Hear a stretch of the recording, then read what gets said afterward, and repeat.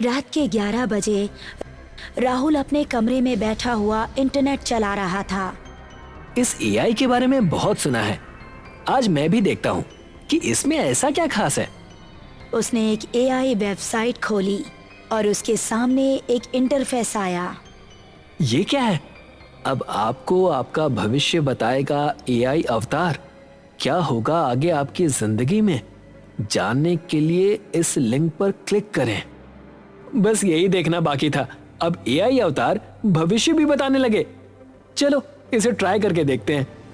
उसने लिंक पर क्लिक किया, तभी एक नया पेज ओपन हुआ और उसको एक एआई अवतार नजर आया। मैं हूं एआई अवतार एस्ट्रोलॉजर। बताइए आपको क्या जानना है? मुझे बस 2 बातें जाननी है। पहली ये कि मेरी जॉब कब लगेगी, और दूसरा ये कि क्या फ्यूचर में रिया मेरी गर्लफ्रेंड बनेगी। इन दोनों सवालों के जवाब तुम्हें मिल जाएंगे, लेकिन तुम्हें एक गेम खेलना पड़ेगा। अपने किन्हीं 2 दोस्तों के नाम लो और फिर ये गेम स्टार्ट होगा। और हाँ, गेम एक बार स्टार्ट हुआ तो तुम एग्जिट नहीं कर सकते। ओके, मेरे एक दोस्त का नाम है मयंक और दूसरे का नितिन।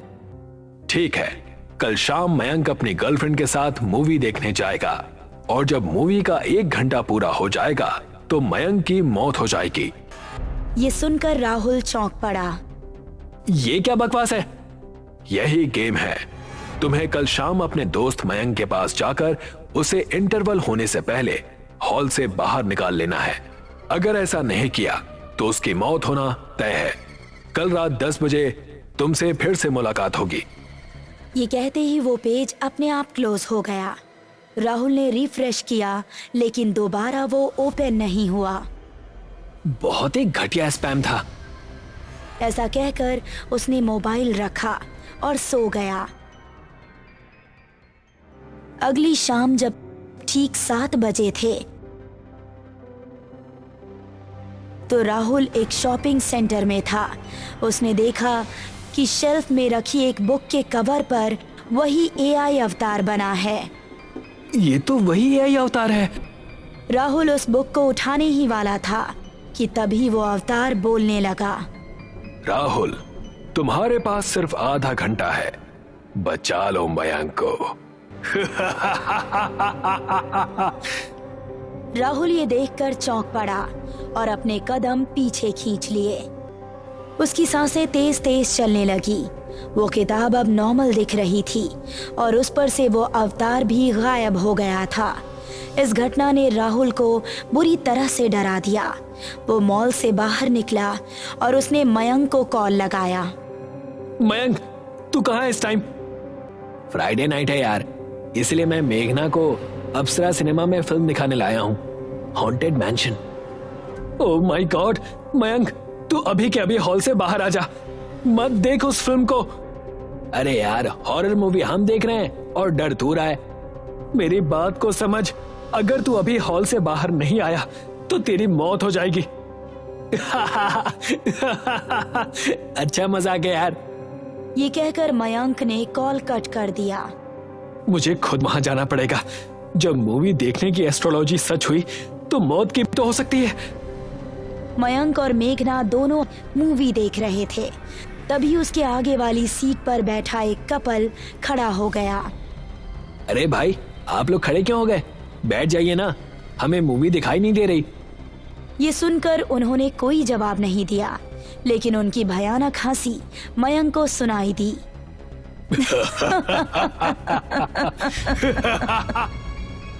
तभी उस लड़के और लड़की दोनों ने पीछे पलटकर मयंक को देखा। उन दोनों के चेहरे नीले पड़े हुए थे और आंखें लाल लाल चमक रही थी। वो मयंक को देखते हुए भयानक तरह से मुस्कुरा रहे थे और उनकी जुबान से खून टपक रहा था। मयंक और मेघना चीखते हुए अपनी जगह से उठ खड़े हुए। इस तरफ राहुल भी हॉल में पहुंच चुका था।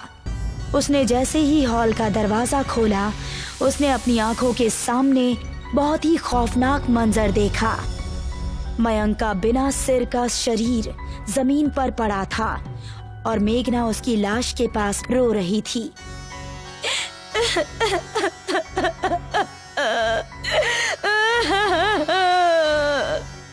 मयंक!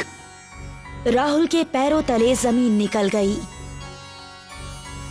रात के 10 बजे के टाइम वो अपने घर में बैठा यही सोच रहा था कि जो कुछ भी आज हुआ वो आखिर कैसे हो गया। तभी उसका मोबाइल रिंग करने लगा। उसने मोबाइल उठाया तो वही एआई अवतार फिर से उसको दिखाई दिया। मेरे दोस्त मयंक की मौत हो गई। क्यों मारा तुमने उसे और कैसे मारा? तुम तो बस एक एआई अवतार हो ना, तुम खून कैसे कर सकते हो? जो हो गया उसका रोना छोड़ो। अब मैं तुम्हें दूसरे राउंड के बारे में बताता हूँ, जो तुम्हारे दोस्त नितिन के बारे में है। नहीं, मुझे कोई गेम नहीं खेलना। अब तुम एग्जिट नहीं कर सकते। ध्यान से सुनो। कल तुम्हारा दोस्त नितिन एक लड़की को प्रपोज करने वाला है। प्रपोज करने के 3 मिनट के अंदर ही वो मर जाएगा। तुम्हें उससे मिलकर उसे प्रपोज करने से रोकना है। और इस काम में अगर तुम मोबाइल यूज करोगे तो उसके साथ उसकी गर्लफ्रेंड भी मारी जाएगी। Get set go. ये कहने के बाद वो अवतार गायब हो गया और राहुल गहरी सोच में पड़ गया। नितिन तो अब मुंबई में रहता है, वहां पहुंचने में मुझे 14 घंटे लगेंगे। राहुल ने उसी टाइम कार निकाली और मुंबई की तरफ रवाना हो गया। नॉन स्टॉप 12 घंटे ड्राइव करने के बाद वो सुबह 10:30 बजे मुंबई पहुंच गया। उम्मीद करता हूं कि वो घर पर ही हो। उसने डोरबेल बजाई तो एक लड़की ने दरवाजा खोला। अरे राहुल भैया, आप आइए, अंदर आइए। नताशा, नितिन कहाँ है? मुझे उससे जरूरी बात करनी है। नितिन भैया तो आज सुबह ही कहीं चले गए। आप अंदर आइए, मैं उनको कॉल करती हूँ। नहीं नहीं, कॉल मत करना। मुझे अंदाजे से बताओ कि वो कहाँ जा सकता है। आपका माइंड बहुत डिस्टर्ब लग रहा है। उनसे मिलना भी चाहते हैं और कॉल करने के लिए भी मना कर रहे हैं। अब मैं तुम्हें कैसे समझाऊं कि मैं मोबाइल यूज नहीं कर सकता उस तक पहुंचने के लिए? मुझे आपकी बात बिल्कुल समझ नहीं आ रही। क्या तुम किसी ऐसी लड़की को जानती हो जिसे राहुल पसंद करता हो? अरे हाँ, याद आया। दिव्या नाम की एक लड़की उनके ऑफिस में जॉब करती है। आज तो वो उसको प्रपोज भी करने वाले हैं। ओह शिट, क्या उसने ये बताया है कि उसे किस जगह प्रपोज करने वाला है? हाँ, लवर्स पॉइंट पर। लेकिन कौन सा लवर्स पॉइंट ये मुझे नहीं पता। तुम मेरे साथ चलो जल्दी। ठीक है, हमें उन्हें ढूंढना भी है और उन्हें कॉल भी नहीं कर सकते। आप भी ना राहुल भैया, बहुत ही अजीब बातें करते हैं। शाम के 7 बजे लवर्स पॉइंट पर नितिन दिव्या का हाथ थामे घूम रहा था। समुद्र के किनारे पर खड़े होकर उसने दिव्या की आंखों में देखा। दिव्या, मुझे आज तुम्हें एक बहुत जरूरी बात बतानी है। दिव्या, मैं तुमसे बहुत प्यार करता हूँ। मुझसे शादी करोगी? ये सुनकर दिव्या का चेहरा खिल उठा और वो झट से नितिन के गले लग गई। नितिन के चेहरे पर छाई मुस्कुराहट अब दुगनी हो गई। थैंक यू दिव्या, तुम देखना, मैं तुम्हें किसी चीज की कोई कमी नहीं होने दूंगा। तभी समुद्र के अंदर से एक बहुत ही भयानक हैवान निकल कर आया। उसका पूरा शरीर लाल था और सिर पर 2 सींग थे और आंखें सफेद थी। उसने नितिन की गर्दन पकड़ ली। नितिन उस हैवान को फटी आंखों से देखने लगा। वो हैवान उसको एक ही झटके में वापस समुद्र की गहराई में ले गया। नितिन! नितिन! तभी राहुल और नताशा भी वहां पहुंच गए। दिव्या, तुम रो क्यों रही हो? भैया कहाँ है? एक हैवान समुद्र से निकला और नितिन को अपने साथ पानी में ले गया। ये कैसे हो सकता है? तभी नितिन का कटा सिर समुद्र से उछलता हुआ बाहर निकला और तीनों के कदमों में आ गिरा। नहीं! तभी राहुल का मोबाइल बजने लगा और फिर से उसको वही एआई अवतार नजर आया। राहुल, तुम तो इस राउंड में भी फेल हो गए, लेकिन कोई बात नहीं। अब तुम बस एक कदम की दूरी पर हो। ध्यान से सुनो। प्लीज रोक दो इसे। अब मैं और जाने जाती हुई नहीं देख सकता। तुमने इस गेम को शुरू किया है और तुम्हें अपनी जान बचाने का एक मौका जरूर मिलेगा। अब ध्यान से सुनो। कल रात 9 बजे तुम्हारे सामने जो भी इंसान आएगा, तुम्हें उसे जान से मार देना होगा। अगर तुमने ऐसा नहीं किया तो उसकी जगह तुम मारे जाओगे। राहुल ये सुनकर दहशत में आ गया। वो उसी टाइम वापस अपने घर की ओर निकल गया। मैं किसी को अपने सामने आने ही नहीं दूंगा। ना मैं किसी को मारूंगा और ना ही अपने आप को मरने दूंगा। वो अपने घर पहुंचा और अपने कमरे में बंद हो गया। घड़ी की सुई जैसे जैसे 9 की तरफ बढ़ रही थी, उसके दिल का डर भी बढ़ता जा रहा था। यकीन नहीं होता, कोई एआई अवतार कैसे किसी की जान ले सकता है। राहुल, तुम चीटिंग कर रहे हो, ये अच्छी बात नहीं है। ये आवाज सुनकर वो चौंक पड़ा। उसने मोबाइल निकाला तो स्क्रीन पर वही एआई अवतार दिखाई दिया। क्यों परेशान कर रहे हो मुझे? मेरे 2 दोस्तों को मार डाला। कौन हो तुम? तुम ऐसा क्यों कर रहे हो? क्या मैंने एआई यूज करके गलती कर दी? हाँ, की है गलती, वो भी बहुत बड़ी। मैं आज एआई घोस्ट बना हूं सिर्फ तुम जैसे लोगों की वजह से, जिनको एआई यूज करना अच्छा लगता है। राहुल अब उसकी बात को गौर से सुनने लगा और उसने बताना जारी रखा। मैं एक वॉइस आर्टिस्ट हुआ करता था। मेरी आवाज कई YouTube चैनल्स को चलाया करती थी और मैं अपने इस टैलेंट से काफी पैसे कमा रहा था। फिर एक दिन एआई वॉइस जनरेटर लॉन्च हुआ और मेरे एक चैनल ने मेरी आवाज छोड़कर एआई की आवाज यूज करना शुरू कर दिया। मुझे इसका बहुत बुरा झटका लगा। फिर एक के बाद एक सभी चैनल्स ने मेरी आवाज की जगह एआई की आवाज लेनी शुरू कर दी। मेरे पास जितने भी पैसे थे धीरे धीरे सब खत्म हो गए। मैं वॉइस आर्टिस्ट था, इसलिए कोई और काम करना मुझे गवारा नहीं था। एक दिन भूख प्यास की वजह से मेरी मौत हो गई, लेकिन मेरी आत्मा को शांति नहीं मिली। तभी से मैंने यह तय किया कि जो भी एआई का इस्तेमाल करेगा, मैं उस इंसान की जिंदगी तबाह कर दूंगा और उसके दिल में ऐसा डर बिठा दूंगा कि वो एआई का नाम सुनते ही कांप उठेगा। तुम्हारे साथ जो भी हुआ वो किस्मत का खेल था, लेकिन अब तुम जो कर रहे हो वो बहुत ज्यादा गलत है। तभी तेजी के साथ कोई राहुल के कमरे का दरवाजा पीटने लगा। राहुल डर गया और उसके हाथ से मोबाइल छूट गया। वो बेड पर सिमट कर बैठ गया और दरवाजे को देखने लगा। तभी ना जाने कैसे दरवाजे के अंदर से लगी कुंडी अपने आप खुलने लगी। ये देखकर राहुल की आंखें फट गई। तभी दरवाजा खुल गया और उसने सामने अपने पापा को पाया। राहुल बेटा, दरवाजा खोलने में इतनी देर क्यों लगा दी और तुम डरे हुए क्यों लग रहे हो? नहीं, मैं मेरे पापा को नहीं मार सकता, नहीं मार सकता। अरे क्या हुआ तुम्हें बेटा? तुम ये क्या कह रहे हो? पापा, आप यहाँ से चले जाइए प्लीज। तभी सीलिंग फैन अपने आप तेज तेज चलने लगा और नीचे आने लगा। राहुल बेटा, हट जाओ वहां से। सीलिंग फैन तेज रफ्तार से चलता हुआ नीचे आ गया और उसकी पंखुड़ियों ने राहुल की गर्दन काट दी। सब कुछ अचानक से शांत हो गया। राहुल के पापा सन्न खड़े रह गए। राहुल के मोबाइल में वही एआई अवतार दिखाई देने लगा जो कि कह रहा था, अब एआई बताएगा आपको आपका भविष्य। क्या आप अपना भविष्य जानना चाहेंगे? शाम का समय था। राहुल अपने बचपन के दोस्त हेनरी के साथ गोवा बीच पर था। वो दोनों गोवा के ही रहने वाले थे। यार हेनरी, हम दोनों वीडियो बनाने में कितनी मेहनत करते हैं, मगर इतनी मेहनत करने के बावजूद भी हमारे सब्सक्राइबर्स ही नहीं बढ़ रहे। बिल्कुल सही कह रहे हो यार। और तो और हमारे कुछ वीडियोस में व्यूज भी कितने कम आ रहे हैं। कुछ ना कुछ तो करना पड़ेगा हेनरी। अगर ऐसे ही हाल रहा ना तो फिर हमारा चैनल डाउन हो जाएगा। वो तो होना ही था। शुरुआत में तुमने अपने व्यूअर्स से इतनी बड़ी बड़ी बातें जो मार दी। अरे यार, शुरुआत में तो सभी सब्सक्राइबर बढ़ाने के लिए बड़ी बड़ी बातें करते हैं, तो मैंने भी कर दी। मुझे लगता है कि अब हमें किसी ऐसी जगह का वीडियो बनाना चाहिए जहां इंसान दिन तक में जाने से कतराता हो। लोगों को ऐसी वीडियोस में बहुत दिलचस्पी होती है। राहुल, तुम बिल्कुल सही कह रहे हो। मैं एक ऐसी जगह जानता हूं।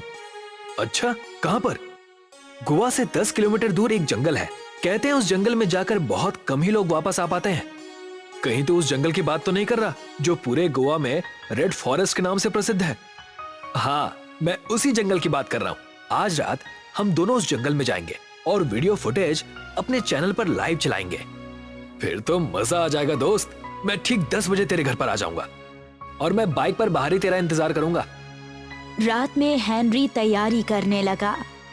तभी उसका बड़ा भाई डैनियल उसके पास आकर बोला, टाइम देख रहे हो हेनरी? रात के 9:30 बज रहे हैं। तुम कहाँ जा रहे हो? भैया, आप तो अच्छी तरह से जानते हैं कि मैं और मेरा दोस्त यूट्यूबर्स हैं, तो मैं अपने काम के सिलसिले में उसी के साथ कहीं जा रहा हूँ। तुमसे कितनी बार कहा है कि ये फालतू की चीजें छोड़कर कोई काम धंधा करो, कुछ पैसे घर पर आएंगे। भैया, आजकल यूट्यूबर भी बहुत ज्यादा तरक्की कर रहे हैं। देखना, जब मैं प्रसिद्ध हो जाऊंगा ना, तब आपको मुझ पर गर्व होगा। ये सब बातें छोड़ो।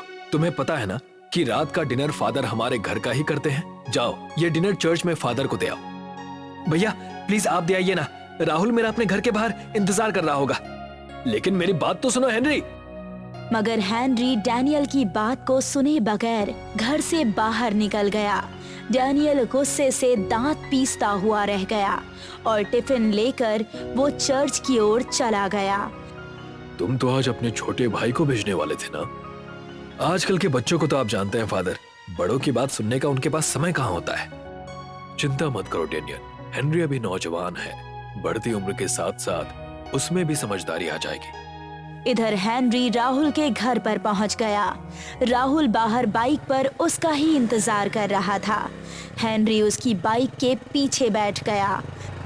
कुछ ही देर में राहुल की बाइक हवा से बातें करने लगी। लगभग आधे घंटे बाद राहुल और हेनरी सुनसान जंगल में खड़े हुए थे। ये जगह तो वाकई बहुत डरावनी है राहुल, जल्दी से अपना आईफोन निकाल। हेनरी ने अपना आईफोन निकाल लिया और उसे देखने लगा। लेकिन राहुल, यहाँ पर तो नेटवर्क ही नहीं आ रहे। ठीक से चेक करो।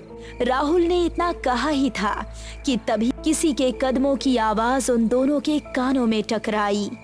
क्या यहाँ पर हम दोनों के अलावा कोई और भी मौजूद है? नहीं यार, यहाँ पर तो सन्नाटे और वीराने के अलावा मुझे तो कुछ भी नजर नहीं आ रहा। तभी अचानक उन दोनों के सामने एक अजीब सा दिखने वाला दुबला पतला व्यक्ति आकर खड़ा हो गया। उस व्यक्ति ने अपने सिर पर गोल हैट लगाया हुआ था। वो व्यक्ति उनसे थोड़ी दूरी पर था। रात के अंधेरे में उसका चेहरा उन दोनों को दिखाई नहीं दे रहा था। वो व्यक्ति भारी आवाज में बोला, तुम दोनों कौन हो और इस जंगल में क्या कर रहे हो? हम दोनों दोस्त यूट्यूबर हैं, लेकिन आप कौन हैं? क्या तुम दोनों ने मिस्टर जोनाथन का नाम नहीं सुना? जोनाथन का नाम सुनकर वो दोनों बुरी तरह से चौंक पड़े। जोनाथन के बारे में तो सारा गोवा जानता है। कहीं तुम उस साइको की बात तो नहीं कर रहे जो आज से 40-50 साल पहले लापता हो गया था? उसके बारे में तो सभी लोग जानते हैं कि वो एक साइको किलर था, एक हत्यारा। लेकिन मैं उसकी कहानी पर विश्वास नहीं करता। मुझे लगता है कि वो लोगों ने सिर्फ बच्चों को डराने के लिए एक कहानी बनाई थी। हेनरी की बात सुनकर अचानक वो व्यक्ति अजीब से अंदाज में हंसने लगा और धीरे धीरे कदमों से चलता हुआ उन दोनों के पास आकर खड़ा हो गया। अब उस व्यक्ति का चेहरा उन दोनों को साफ साफ दिखाई दे रहा था। उसका चेहरा देखकर उनके गले से एक जोरदार चीख निकल गई। उस व्यक्ति के चेहरे की खाल उसकी हड्डियों से चिपकी हुई थी, जिस पर असंख्य कीड़े रेंग रहे थे। उसकी आंखें बिल्कुल अंगारे जैसी लाल थी। उस व्यक्ति ने जैसे ही अपने सिर से हैट उतारा तो राहुल और हेनरी को अपने शरीर का खून जमता हुआ सा महसूस हुआ। उन दोनों ने देखा कि उसका भेजा उसके हैट के साथ चिपक कर बाहर निकल कर आ गया था। अचानक वो मुस्कुराता हुआ उन दोनों की ओर देखकर बोला, तुम्हें ये जानकर खुशी भी होगी और अफसोस भी होगा कि तुम जिसे साइको और हत्यारा बोल रहे हो वो कोई और नहीं बल्कि मैं ही हूँ। उस व्यक्ति ने इतना कहा ही था कि तभी राहुल और हेनरी की आंखों में एक तेज धमाका हुआ और वो दोनों एक चीख के साथ वहीं पर मृत होकर गिर पड़े। अगले दिन उन दोनों की लाशें पुलिस को जंगल में मिली। डैनियल का रो रो कर बुरा हाल था। ज्यादा रोकर अपने आप को तकलीफ मत दो डेनियल, ईश्वर को यही मंजूर था। फादर, काश जाने से पहले वो मेरी एक बार बात सुन लेता। मैं उसे आपके पास भेजने वाला था। फादर, अगर वो यहाँ नहीं आता तो आज वो जीवित होता। ये सब दिल को बहलाने की बातें होती हैं डेनियल। सच तो ये है कि हेनरी और राहुल को इस जंगल में आना ही नहीं चाहिए था। अगले दिन उन दोनों का अंतिम संस्कार कर दिया गया। फादर अपने चर्च के अंदर तेजी से चहलकदमी कर रहे थे कि तभी चर्च के अंदर एक लंबी चौड़ी कदकाठी का नौजवान और एक सुंदर महिला फादर के सामने आकर खड़े हो गए। तुम दोनों कौन हो? मेरा नाम चार्ल्स है, मैं गोवा का नया इंस्पेक्टर हूँ और ये मेरी पत्नी एना है। ये एक पत्रकार है। हमें आपसे कुछ जरूरी बात करनी है फादर। कहो, मुझसे क्या बात करनी है? फादर, हमें कल के हादसे के बारे में आपसे कुछ पूछताछ करनी है। मैं आपकी बात का मतलब नहीं समझा। फादर, बात ये है कि जिस जंगल में कल 2 लड़कों की बुरी अवस्था में लाशें मिली, उनकी हत्या ठीक उसी प्रकार की गई है जैसा आज से 38 साल पहले गोवा में हत्याओं का सिलसिला चालू हुआ था। हमें डर है फादर कि वो साइको जिसने 38 साल पहले गोवा में आतंक ढा दिया था, कहीं वो वापस तो नहीं आ गया। ये तुम कैसी बातें कर रहे हो माय सन? और फिर उस साइको किलर से मेरा क्या लेना देना? हमने पुरानी फाइलों की जांच की है फादर, और हमें ये पता लगा है कि 38 साल पहले जोनाथन नाम का एक बूढ़ा शख्स इस चर्च में साफ सफाई का काम किया करता था, और उसी वक्त आप इस चर्च में नए नए फादर बने थे। पूरे गोवा में सिर्फ आप ही वो शख्स हैं जो उसके बारे में हमें जानकारी दे सकते हैं। मुझे जितनी जानकारी थी मैं 38 साल पहले पुलिस को दे चुका हूँ माय चाइल्ड। फिर भी आप हमें उसके बारे में कुछ तो बता सकते हैं ताकि हमें इस केस में कुछ मदद मिल सके और हम उसे पकड़ लें ताकि और बेगुनाह मरने से बच जाएं। तुम दोनों बिल्कुल बच्चों जैसी बातें कर रहे हो। जोनाथन आज से 38 साल पहले 55 साल का था। अरे अब तक तो वो मर गया होगा। और फिर उस रेड फॉरेस्ट के बारे में कौन नहीं जानता? वो जंगल एक हॉन्टेड जंगल है। वहाँ तो लोग वैसे भी अक्सर लापता हो जाते हैं। फादर, फाइल्स के मुताबिक जोनाथन उसी रेड फॉरेस्ट में पुलिस से बचकर भागा था और उस दिन के बाद वो आज तक नहीं मिला। लेकिन कल की हत्याएं बता रही है कि शायद वो अभी भी जीवित है। ठीक है, अगर मेरे वहाँ जाने से तुम सब लोगों को मदद मिलती है तो मैं वहाँ जाने के लिए तैयार हूँ। फादर ने इतना कहा ही था कि तभी वहाँ पर डैनियल आकर खड़ा हो गया। फादर, मैं भी आपके साथ चलूंगा। डैनियल, तुम्हारी वहाँ कोई आवश्यकता नहीं है। नहीं फादर, इस दुनिया में सिर्फ मेरा इकलौता छोटा भाई ही था जो कि अब नहीं रहा। मैं उस हत्यारे को अपने हाथों से सजा देना चाहता हूँ फादर। कुछ ही देर में फादर, डैनियल, चार्ल्स और एना रेड फॉरेस्ट में खड़े हुए थे जहाँ पर अजीब सा कोहरा छाया हुआ था। तभी उन सब के कानों में घंटे की आवाज टकराई। फादर आश्चर्यचकित होकर बोले, अजीब बात है, ये तो चर्च की घंटी की आवाज है, लेकिन इस जंगल में तो चर्च के बारे में मैंने कभी नहीं सुना। अगर घंटी बजी है तो यहाँ पर चर्च भी जरूर होगा। फादर, हमें उसे ढूंढना होगा। और वो सब लोग घंटे की आवाज की दिशा की ओर बढ़ने लगे।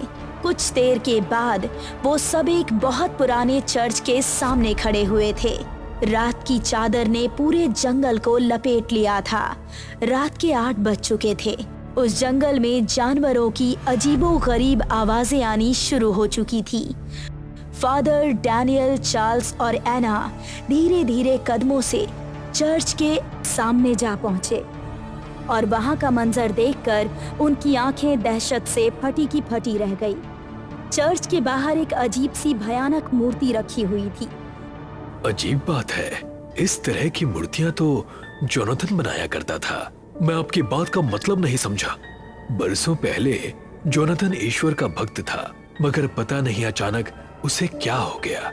उसकी दिलचस्पी मूर्तियां बनाने में लग गई और वो अजीबोगरीब दिखने वाली बड़ी भयानक मूर्तियां बनाने लगा।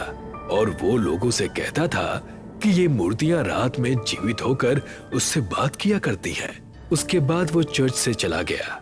चर्च से जाने के बाद ही गोवा में हत्याओं का सिलसिला शुरू हो गया। रिपोर्ट के मुताबिक वो पूरी तरह से साइको हो चुका था। वो लोगों को सिर्फ इस बात पर बड़ी बेरहमी से मार देता था कि वो ईश्वर के भक्त क्यों हैं। एना ने इतना कहा ही था कि तभी एक तेज हवा का झोंका उन सबके गालों से बुरी तरह से टकराया और अचानक से किसी के कदमों की आहट गूंजने लगी। एक काली रोशनी के साथ कुछ ही क्षणों में वही दुबला पतला व्यक्ति उन सब के सामने खड़ा हुआ था। वो उनसे थोड़ी दूरी पर था। उसका चेहरा किसी को भी साफ साफ दिखाई नहीं दे रहा था। ऐसा कैसे संभव हो सकता है? तुम्हें जीवित नहीं होना चाहिए, तुम तो जोनाथन हो। फादर की बात सुनकर चार्ल्स ने तुरंत अपनी पिस्तौल निकाल ली और ताबड़तोड़ गोलियां उस भयानक दिखने वाले शख्स के ऊपर चला दी, मगर गोलियों का उसके ऊपर कोई असर नहीं हुआ। अचानक वो भयानक दिखने वाला व्यक्ति, जो कि असल में जोनाथन था, हंसता हुआ उन सब की ओर देखकर बोला, तुम सबको तुम्हारी यहाँ पर मौत खींच कर लाई है।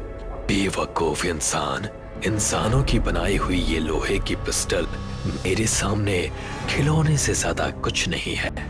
लेकिन तुम जीवित कैसे हो जोनाथन?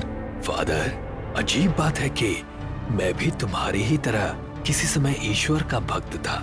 फिर एक दिन अचानक मेरे सपने में एक शैतान जैसा दिखाई देने वाला व्यक्ति आया और उसने मुझे अमर बनाने का वादा किया। अमर कौन नहीं बनना चाहता फादर?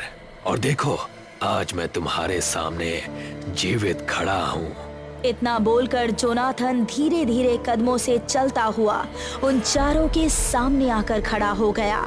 जोनाथन का चेहरा देखकर डैनियल, एना और चार्ल्स के गले से एक जोरदार चीख निकल गई। जिसे तुम अमरता कह रहे हो मूर्ख, उसे अमर होना नहीं कहते। कभी आईने में तुमने चेहरा भी देखा है अपना? तुम इंसान से शैतान बन चुके हो। सही कहा तुमने फादर। 38 साल पहले मैं पुलिस की गोलियों से घायल होकर इसी चर्च के बाहर छुपा हुआ था। तब मेरे सपने में शैतान आया। उसने मुझसे मेरी आत्मा का सौदा करने के लिए कहा। इतना बोलकर जोनाथन डैनियल और चार्ल्स की ओर बुरी तरह से घूरने लगा। उसके घूरते ही उन दोनों की आंखें एक धमाके के साथ फट गई। वो दोनों दर्द भरी अवस्था में दिल दहला देने वाली चीख के साथ गिर पड़े। ये देखकर फादर क्रोधित अवस्था में जोनाथन की ओर देखकर बोले, जोनाथन, तूने भले ही शैतान के साथ सौदा किया हो, लेकिन तू बिल्कुल मूर्ख है। तुमने मुझे ये बात बताकर अपने लिए बिल्कुल भी अच्छा नहीं किया कि शैतान ने तुझसे एक शर्त पर अमर बनाने का वादा किया था कि तुझे चर्च के अंदर उसकी मूर्ति बनानी होगी। अगर मैं ये मूर्ति तोड़ देता हूँ तो शैतान के साथ तेरा किया गया सौदा भी टूट जाएगा। इतना बोलकर फादर बगल में रखी हुई कुल्हाड़ी उठा लेते हैं और उस मूर्ति पर ताबड़तोड़ वार करने लगते हैं। जैसे ही मूर्ति धड़ से अलग हुई, जोनाथन एक जोरदार चीख के साथ काले धुएं में परिवर्तित हो गया और जमीन के अंदर समा गया। खत्म हो गया शैतान और खत्म हो गया साइको का किस्सा। एना फादर के साथ नम आंखों से उस रेड फॉरेस्ट से घर आ गई।